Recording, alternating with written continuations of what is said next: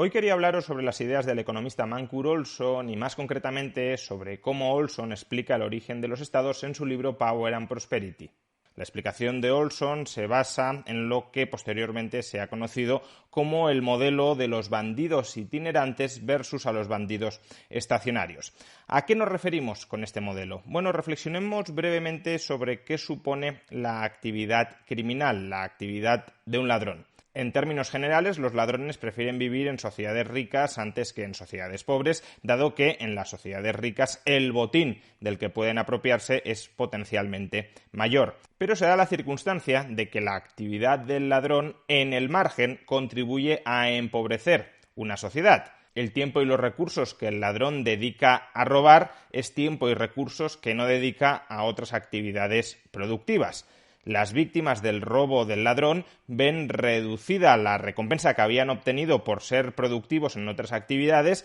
y si ese robo se sucede en el tiempo podrían decidir acumular menos propiedad y por tanto ser menos productivas. Y a su vez una sociedad que se enfrente a robos asistemáticos tenderá a invertir más en seguridad, en defensa, en justicia para protegerse frente a esos atracos. Y esos recursos que son invertidos en seguridad o justicia no se pueden invertir en otras actividades que si la sociedad fuera más pacífica estarían disponibles para esa sociedad. Ahora bien, aunque las actividades de un ladrón contribuyan en el margen a empobrecer a una sociedad, el ladrón por ese motivo no dejará de robar, ni tampoco optará por robar menos. ¿Por qué? Porque si el ladrón opta por robar la mitad de lo que venía robando, su fomento de la riqueza dentro de esa sociedad será infinitesimal, será muy pequeño y por tanto como los costes de dejar de robar, es decir, el botín del que no se apropia, es un coste que soporta enteramente el ladrón,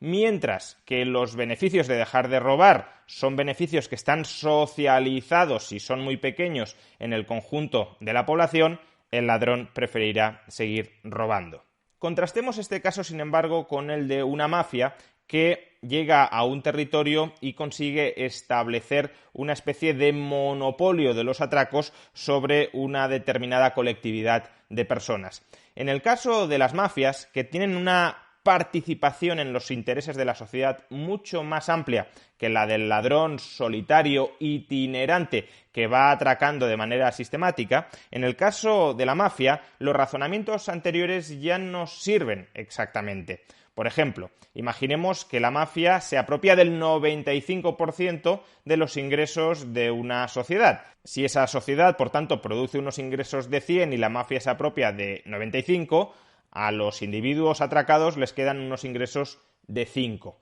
Pues bien, si la mafia opta por reducir el porcentaje de atraco del 95 al 90%,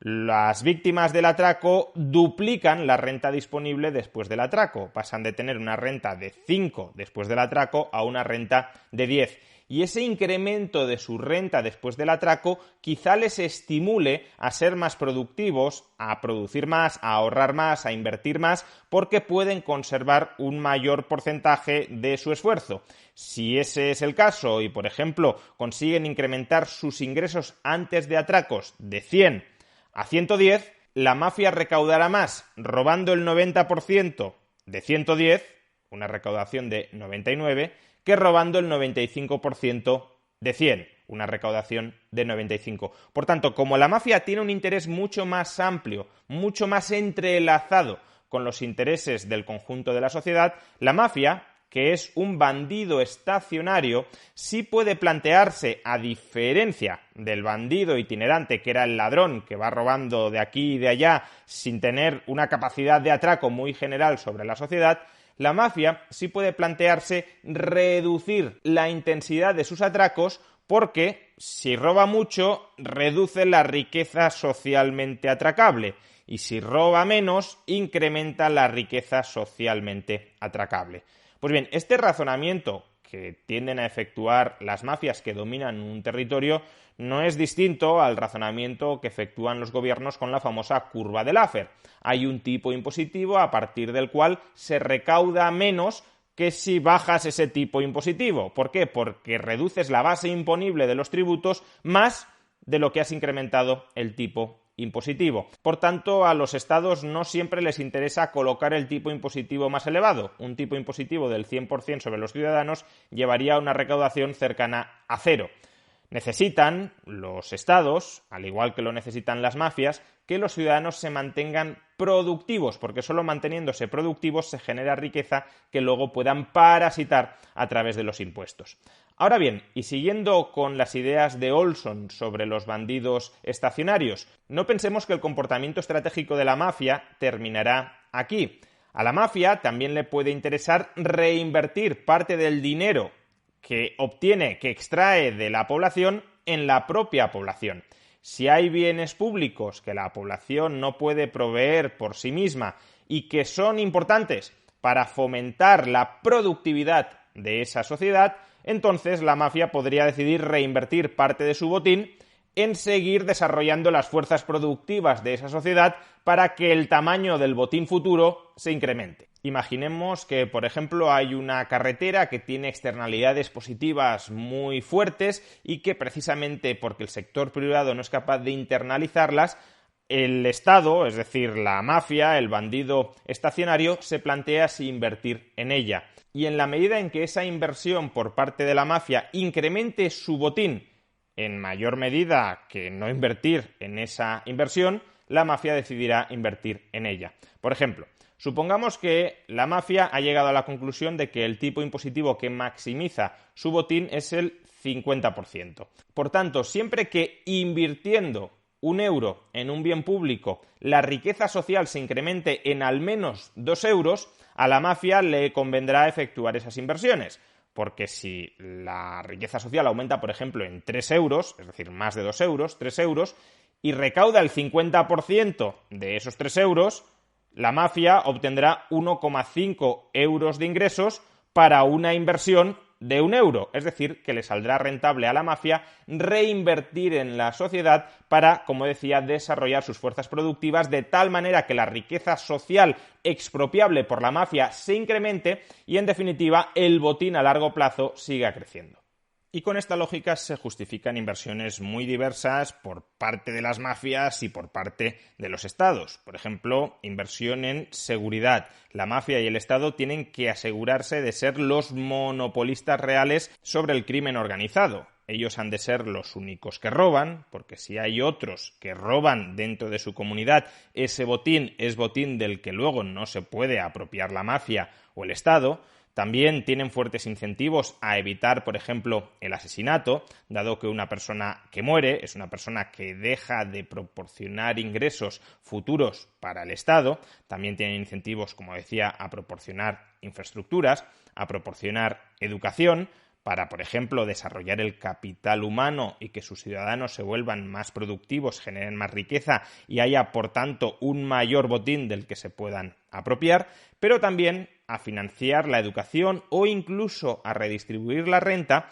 para proporcionar un servicio que Olson no menciona, pero que creo que sí es clave para entender la lógica de las mafias y de los estados, y es generar obediencia política, es decir, minimizar el riesgo de rebelión de la población frente a los bandidos estacionarios. Si la mafia, si el Estado consigue inculcar determinados valores a la población mediante los cuales se legitima su actividad, o si la mafia consigue que parte de la población participe del botín que está obteniendo la mafia a partir de determinados grupos de población, por ejemplo, los que tengan mayor propiedad, los más ricos, se pueden generar alianzas amplias entre la mafia, el Estado y esos grupos amplios de la población para parasitar a las minorías. Por tanto, estas también son inversiones socialmente rentables para el Estado que puede desarrollar a partir de su botín. Y en este mismo sentido, por supuesto, con posterioridad al establecimiento de un bandido estacionario, de una mafia dominante, de un Estado plenipotenciario, todas las organizaciones que quieren mantener la rapiña sobre la población han creado leyendas para legitimarse, leyendas de que tenían un origen divino y de que por tanto tienen un derecho natural a gobernar, no es que te estén robando, es que Dios los ha escogido, o leyendas de que en el fondo estos atracos no son verdaderamente atracos porque hubo un momento primitivo y original donde la población suscribió un contrato social con el Estado donde renunciaba a parte de su libertad libertad y, por tanto, en realidad el Estado solo está haciendo uso de esas competencias que previamente le fueron cedidas a través de ese contrato social. En realidad, nada de esto sucedió jamás y de lo que se trata es de crear narrativas que el Estado consiga inculcar, normalmente a través de los intelectuales cortesanos, sobre la población para que la población no entienda cuál es la naturaleza original del Estado, que es la naturaleza de un bandido estacionario. Por supuesto, todo esto no significa que la población no pueda recibir servicios valiosos del Estado. Como hemos dicho,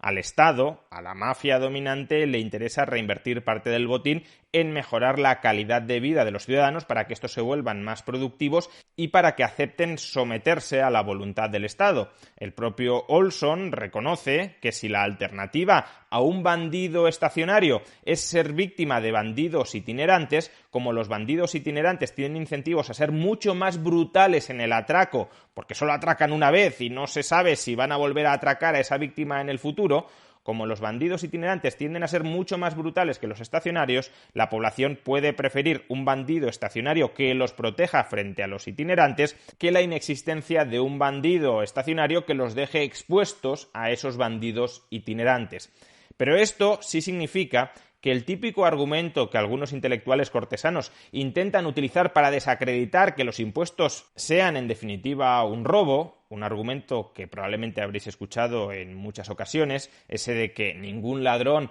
tiene incentivos a reinvertir su botín en la población y por tanto como el Estado sí reinvierte la recaudación en la población no puede ser un ladrón, pues ese argumento es falso. Quizá los impuestos no sean un robo por otros motivos distintos que este, aunque mi punto de vista es que sí lo son y ya intenté explicarlo en un vídeo que podréis encontrar en la sección de pestañas arriba a la derecha. Pero como digo, quizá no lo sean, pero si no lo son, será por otros motivos, no por el hecho de que el Estado reinvierta parte de la recaudación en la población bajo la presunción de que ningún ladrón jamás tendría incentivos a reinvertir parte de su botín en las víctimas de ese robo. No es verdad. Hay un determinado tipo de ladrones que sí tienen ese incentivo, y son los bandidos estacionarios. Y si, como sostiene Olson, el origen de los estados está en el crimen organizado, en convertirse en la mafia dominante monopolística sobre un determinado territorio,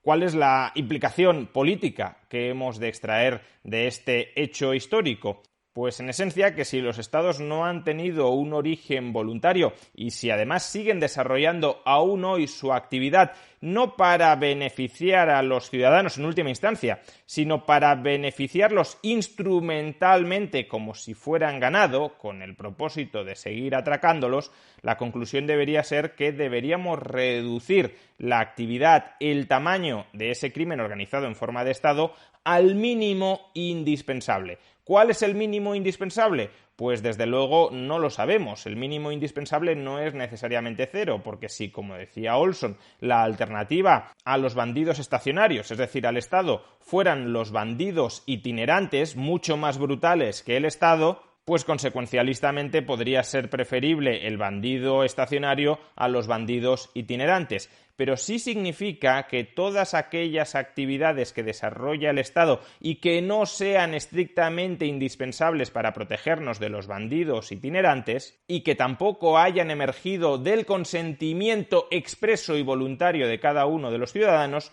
son actividades que deberían desaparecer. Como decía Robert Nozick, el único Estado que podría llegar a ser justificable, debido a su origen nada inmaculado, a su origen como bandido estacionario, como mafia monopolística establecida, el único Estado que podría llegar a ser justificable es el Estado mínimo, el más pequeño e indispensable para proteger la vida, la libertad y la propiedad de las personas. Y si ni siquiera el estado mínimo fuera indispensable para articular esa protección efectiva, ni siquiera ese estado mínimo sería justificable.